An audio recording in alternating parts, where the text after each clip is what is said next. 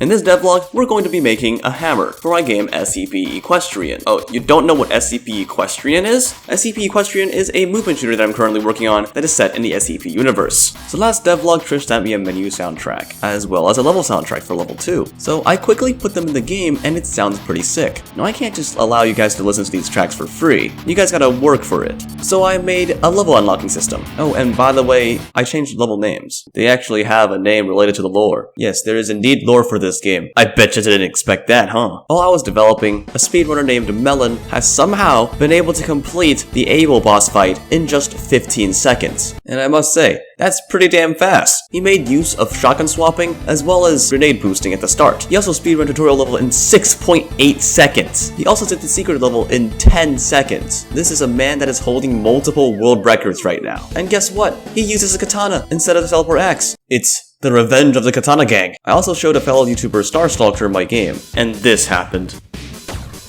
There we go, I did it. Swift, look at my screen. Oh my god, you skipped the timer trigger. Well, I knew this would happen someday, but I didn't expect it to happen this fast. So instead of having a trigger in the map, we would just have a trigger inside the start room itself that detects whether or not the player has left the start room. Anyways, we're getting sidetracked. Let's revamp the setting system. Currently, the setting menu looks really ugly. Yeah.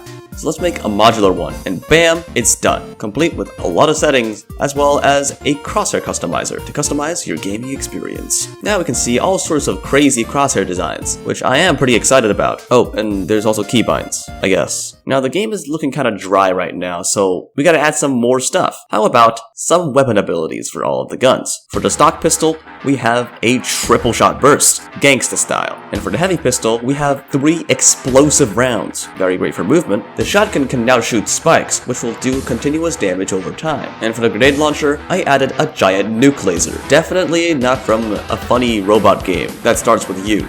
Well, now you can ultra boost. That's pretty cool. Now, I really feel like the Abel boss fight is too easy. So I'm gonna do a funny thing called a movement prediction. We just need to plug in a mathematical calculation to calculate the future position of the player, and voila, movement prediction is done. We slap it onto Abel's spear, and now he will predict your movement, which works pretty well in increasing the difficulty. Oh, and also made interactions and things, so you can now talk to the retired man. Now, a very important thing in coding is to make all of your code very modular, or else they will come back and whoop your ass in the future. So it's better to do it now than do it later. Let's get the oldest code in the entire game, which is the movement script, slightly more organized. Several mental breakdowns later, I finally organized everything into functions, so it's easier to work with. It's just that in the future, I still have to deal with the absurd amount of variables here. Sometimes I hate myself, and I mean it. Alright, it's hammer time. Let's start out by making a hammer model, slap it into Unity, make a couple of animations, and bam, good hammer. You can hit any hard surface with a hammer to boost yourself with a shockwave that does no damage. You can also hit an enemy to make them explode. Now that